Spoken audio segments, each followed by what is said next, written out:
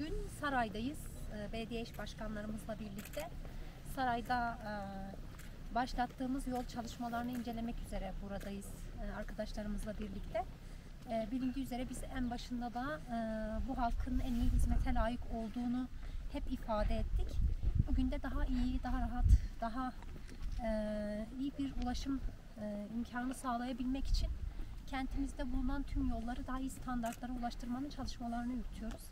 Burada da birçok ilçemizde başlattığımız yol çalışmalarının bir kısmı tamamlandı doğrusu.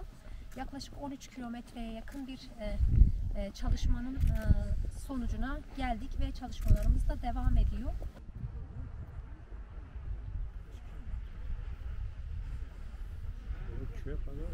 Toplam 13 ilçemiz var biliyorsunuz. 11 ilçemizde kısıtlı imkanlarla da olsa köy yollarını yapmaya devam ediyoruz. Dün Muradiye'deydik. Bugün de Saray ilçemizdeyiz.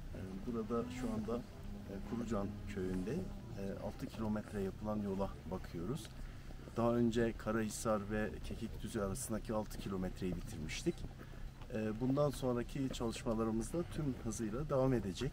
Yarın özellikle şu ana kadar yol yapım çalışmalarına başlamadığımız Özalp ve Gürpınar ilçelerimizle ilgili sözleşmeleri de ilgili müteahhit firmayla imzalıyoruz. Orada da hızlı bir şekilde yol yapım çalışmalarına başlıyoruz.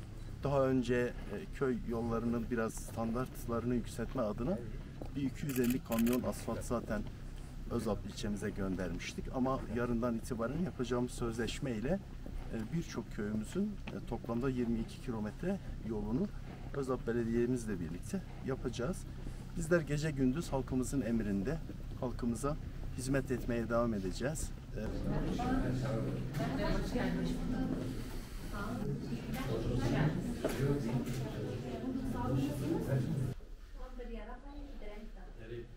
Bir kaşıma bir şey değil.